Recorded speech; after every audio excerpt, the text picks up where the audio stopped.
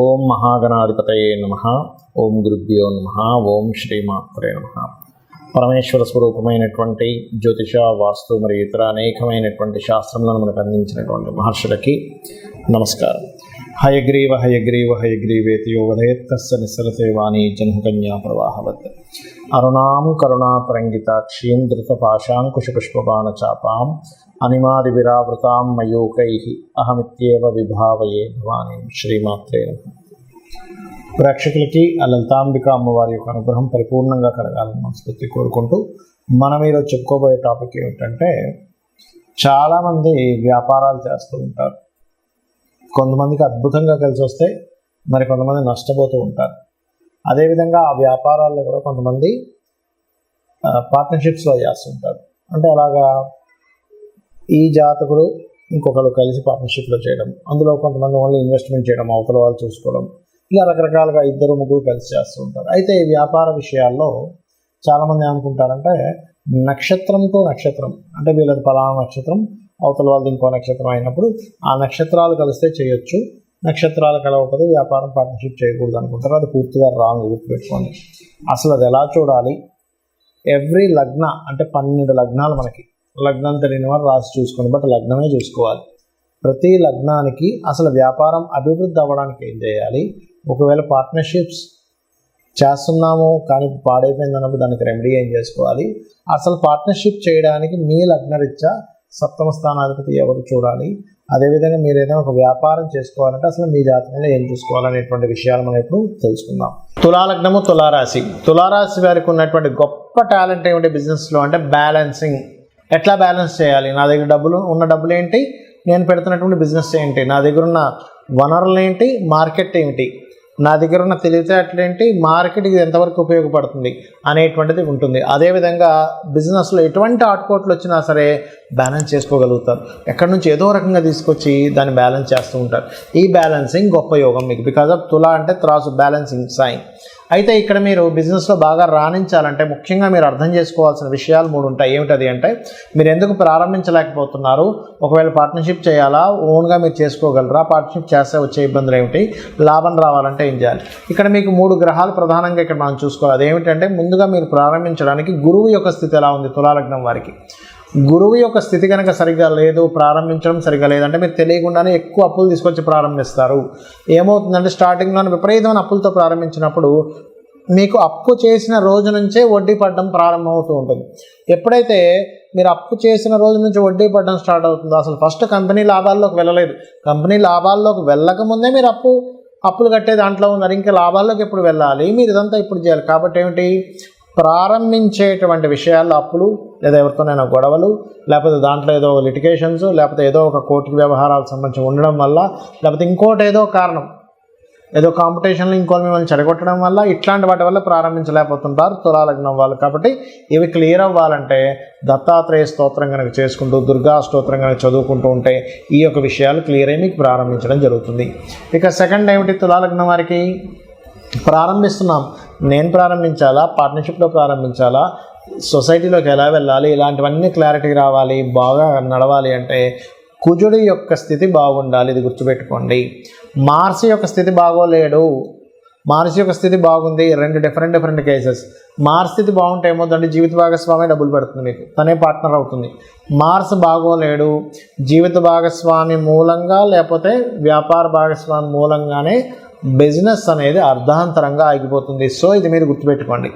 అలాగే ఇక్కడ మరొక విషయం ఏంటంటే, ఈ కుజుడు బాగున్నాడు బాగోలేడు మీకు అర్థం కావట్లేదు, డేట్ ఆఫ్ బర్త్ లేదు. అలాంటప్పుడు సింపుల్గా నేను చెప్పేది ఒకటే, మీరు అంటే టైం తెలియదు, పలానా డేట్ తెలుసు కానీ లగ్నం తెలియదు. సప్తమాధిపతి ఒక్కోసారి లగ్నం తెలుసు, తులాలగ్నం అని తెలుసు, కానీ ఎప్పుడో చెప్పారంటే, కానీ నేను ఇప్పుడు డేట్ ఆఫ్ బర్త్ నేను వేసుకొని జాతకం చూపించుకునేంత స్తోమత లేదనుకునేటప్పుడు నేను చెప్పేది ఒకటే, శుభ్రంగా మీరు ఆంజనేయ స్వామి ఆరాధన కానీ నరసింహస్వామి ఉపాసన కానీ చేయండి. పార్ట్నర్షిప్స్తోని మార్కెట్లోకి ఎలా తీసుకెళ్ళాలనే దాని మీద క్లారిటీ పెరుగుతుంది. ఆఖరిగా మీకు రవి లాభాధిపతి అవుతాడు. అంటే మీ యొక్క వ్యాపారం లాభాల వైపు వెళ్ళాలంటే రవి యొక్క పాత్ర ఉంటుంది అక్కడ.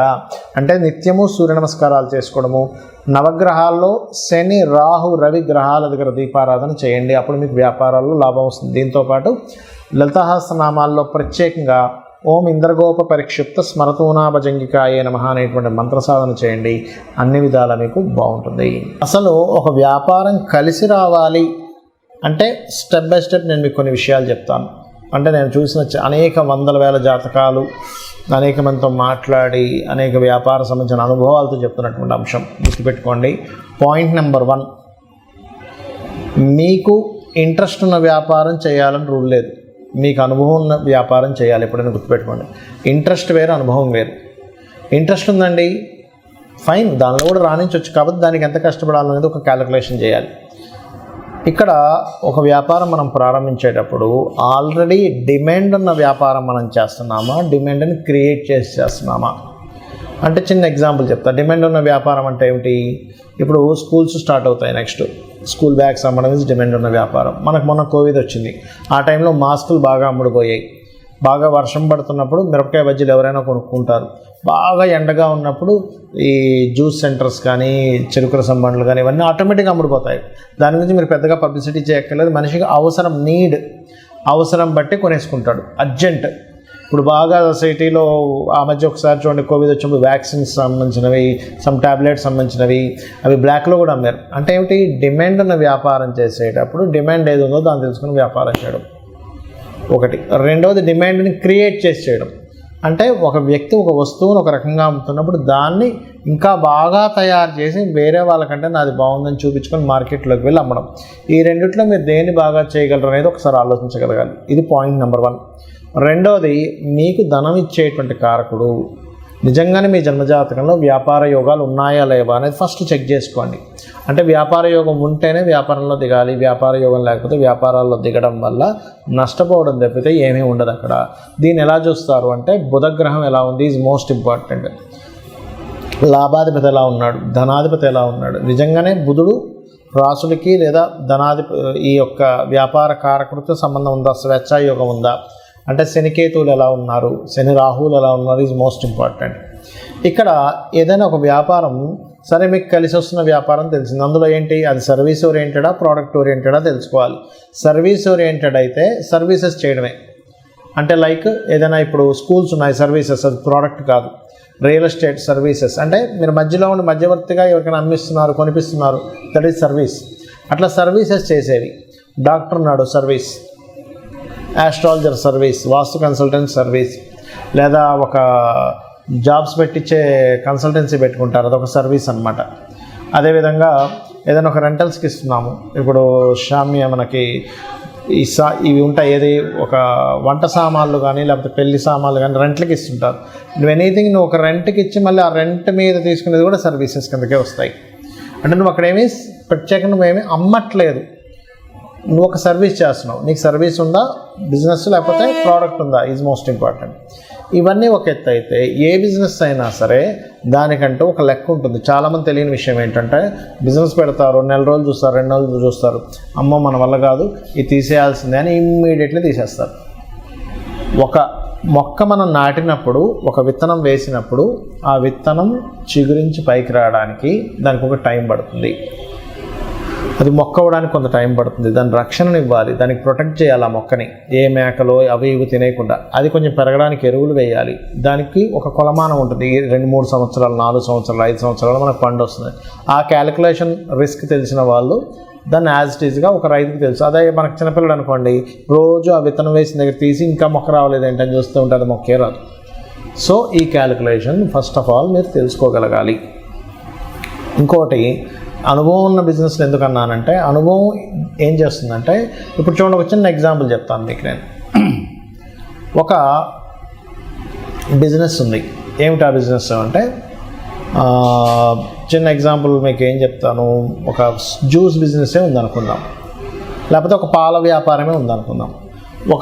ఒక వ్యక్తి పాల వ్యాపారం, ఇద్దరు ఫ్రెండ్స్ పాల వ్యాపారం ప్రారంభించారు. ఒక వ్యక్తి ఏమో లక్షలు సంపాదిస్తున్నాడు, ఇంకో వ్యక్తి ఏమో అప్పుల పాలయ్యాడు. అదేంటారు, నువ్వు ఒక 50 గేదెలు తీసుకొచ్చావు, నేను 50 గేదెలు తీసుకొచ్చాను, బట్ మన ఇద్దరం ఎందుకు సక్సెస్ అయ్యాం, ఫెయిల్ అయ్యాం తీసుకుంటే, ఇతనికి అనుభవం ఉంది. ఎలాంటి అనుభవం ఉంది? సక్సెస్ అయిన వ్యక్తికి ఒక గేదెని చూసినప్పుడు, ఒక ఆవుని చూసినప్పుడు ఆ దాంట్లో సెన్సిటివ్ తెలిసిపోయేది, ఇది జబ్బులో పడబోతుంది అని. అదొకటి. రెండవది, ఇక్కడ ఇతను ఓన్లీ పాలతోనే వ్యాపారం చేశాడు, కానీ మిగతా వచ్చేటువంటి వాటితో కూడా ఈయన వ్యాపారం చేశాడు. ఏంటి, ఆవులు కూడా పెంచుకొని ఆవు యొక్క గోమూత్రం అమ్మడం, ఆ పిడకల్ని కూడా అమ్మడం, దాని ఎరువులు దానికి మార్చుకోవడానికి, వీటికి కూడా వ్యాపారం చేశాడు. అంటే ఏమిటి, ఒక వ్యాపారాన్ని ఎలా చేయాలి, ఆయనకు లాస్ వస్తుంది, నాకు లాభం వస్తుంది, వాట్ ఈస్ ద రీజన్. ఇట్లాగే చాలామంది బిజినెస్లో కూడా ఏం చేస్తారు, వాళ్ళకి అవసరం లేకపోయినా స్టాఫ్ని ఎక్కువ మంది పెట్టుకుంటారు. ఆ స్టాఫ్ ఎక్కువ మంది పెట్టుకుని వాళ్ళకి శాలరీస్, ఫస్ట్లో ఎంత స్టాఫ్ కావాలి, నేను ఎంత స్టాఫ్ని రిక్రూట్ చేసుకుంటున్నా అనేటువంటి స్ట్రాటజీస్ తెలియకపోతే కూడా లాస్ వస్తుంది. రెంటల్స్, హెవీ రెంటల్స్ పెడతారు. సరే ఓకే, ఒక్కొక్క ఏరియాలో మంచి పాష్ ఏరియాస్లో హెవీ రెంటల్స్ ఉంటాయి, కానీ దాని తగ్గట్టుగా మనం ఎన్ని రోజులు భరించాలి, ఎన్ని రోజులు భరిస్తే దానికి ఎంత కష్టపడాలని ఒక స్ట్రాటజీ కనుక వేసుకోకపోతే మీరు బిజినెస్లో రాణించలేరు. ఫైనల్గా నేను చెప్పేది ఒకటే, ఎవరైనా బిజినెస్లో రాణించాలి, బాగా లాస్లో ఉన్నామన్నప్పుడు అమ్మవారి మంత్రం ఒకటి ఉంటుంది, అది చెప్తాను ఫైనల్గా. ఏంటది అంటే, ఓం ఇంద్రగోప పరిక్షిప్త స్మరతోనా భజంగికాయే నమః అనేటువంటి నామం కనుక రోజు 40 నిమిషాలు చేసుకున్నట్లయితే ఖచ్చితంగా బిజినెస్లో సక్సెస్ అవుతారు. శ్రీమాత్రే నమః.